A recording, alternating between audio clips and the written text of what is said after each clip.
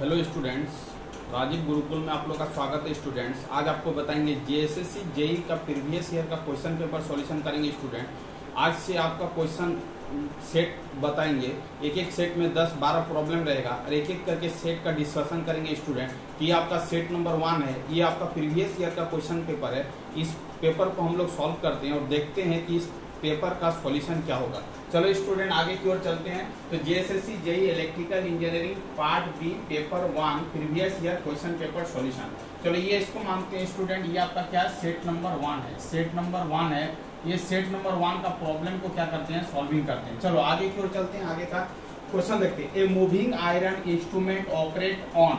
यदि आपसे पूछे कि a moving iron instrument operate on, moving iron instrument operate किस पर काम करेगा, तो आपको बोलना both DC and AC, DC only, complex wave AC only, और आपका क्या होगा एसी ओनली। इसका मतलब है मूविंग आयरन इंस्ट्रूमेंट जो वर्क करता है स्टूडेंट, वो आपका वर्क करता है बोथ डीसी एंड एसी दोनों में। इसका मतलब इसका आंसर क्या होगा, ए होगा। आपको याद कर लेना है कि मूविंग आयरन इंस्ट्रूमेंट ऑपरेट करता है, कैसे ऑपरेट करेगा, दोनों सिग्नल में ऑपरेट करेगा। डीसी सिग्नल और एसी सिग्नल में दोनों में क्या करेगा, ऑपरेट करेगा। यदि आपका मूविंग आयरन इंस्ट्रूमेंट रहेगा तो आपका डीसी और एसी दोनों में ऑपरेट करेगा।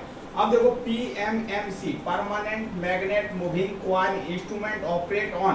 पीएमसी जो ऑपरेट करता है स्टूडेंट, वो आपका क्या होता है, ओनली डीसी में क्या करता है, ऑपरेट करता है। इसका मतलब इसका ऑप्शन क्या हो जाएगा, बी हो जाएगा। इसका ऑप्शन क्या हो जाएगा, बी हो जाएगा। इसका ऑप्शन क्या हो जाएगा, ए हो जाएगा। चलो, the primary and secondary coil of an transformer are, primary and secondary coil of an ideal transformer are. क्या होगा स्टूडेंट, इसको आपको याद रखना होगा। इसका आंसर होगा सी, प्योरली क्या होगा, इंडक्टिव होगा। क्या होगा, प्योरली क्या होगा, इंडक्टिव होगा। क्या होगा, प्योरली क्या होगा, इंडक्टिव होगा। इसको क्या कर लेना, आपको याद कर लेना।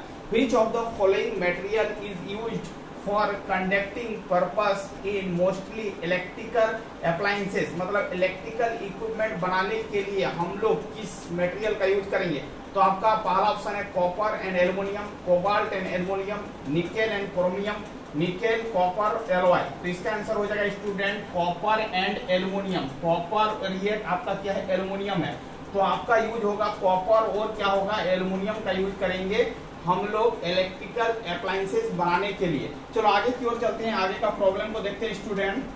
ये आपका प्रॉब्लम है, ए 5 ampere ammeter is designed to be accurate within ±1.5% at full scale.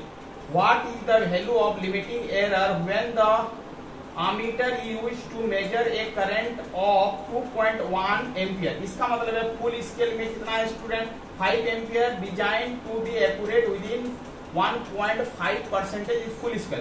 कुछ नहीं करना है, इसको क्या करना, 5 मल्टीप्लाई क्या करना है, जितना परसेंटेज दिया है 1.5% डिवाइडिंग बाई किसमें निकालना है, 2.1 में निकालना है।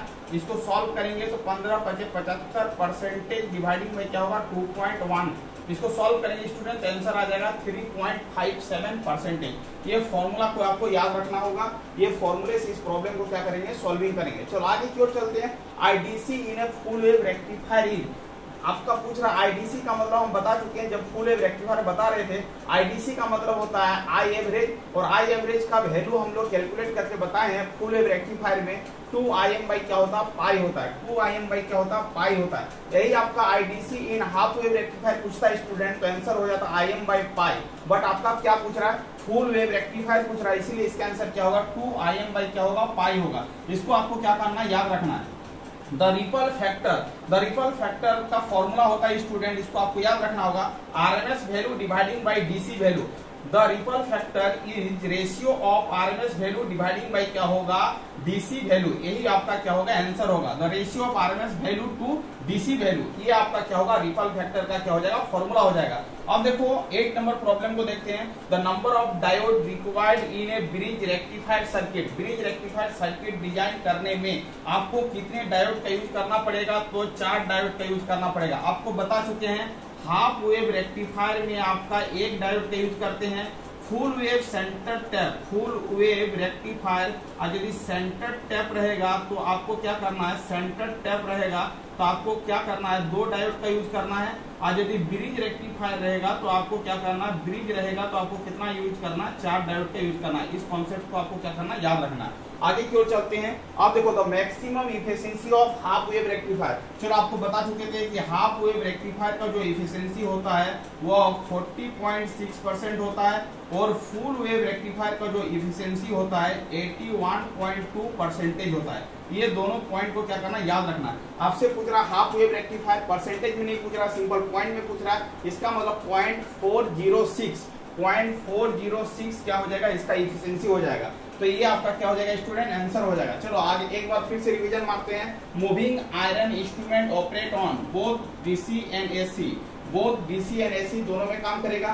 Permanent magnet moving coil instrument operate on only DC, इसको याद रखना है। The primary and secondary coil of an ideal transformer are क्या होगा, प्योरली इंडक्टिव होगा। उसके बाद which of the following material is used for conducting purpose of mostly electrical appliances. Electrical appliances के लिए जो आपका यूज करेंगे वो आपका क्या होगा, कॉपर एंड क्या होगा, एल्युमिनियम होगा। चलो एक प्रॉब्लम दिया गया, एक 5 ampere ammeter is designed to be accurate within plus minus 1.5% at a full scale. What is the value of the limiting error when the armature is used to measure a current of 2.1 ampere? इसको क्या करना है, formula लिखना है 5 × 1.5 dividing by 2.1। इसको solve करेंगे 3.57 आएगा। IDC in a full wave rectifier, full wave rectifier का आईडीसी का वैल्यू जो होगा 2Im बाई क्या होगा, पाई होगा। यदि हाफ वेव रेक्टिफायर पूछता है तो क्या होता है, Im बाई पाई होता है। इसको याद रखना है। द रिपल फैक्टर का जो फॉर्मूला होगा आरएमएस वैल्यू डिवाइडिंग बाई क्या होगा, डीसी वैल्यू। इसको क्या करना है, याद रखना है। The number of diode required in A bridge rectifier circuit. Bridge rectifier circuit में कितना डायोड का यूज करेंगे, तो आंसर बोला है 4। यदि आपसे पूछता हाफ वेव सेंटर टैप में कितने डायोड, 2।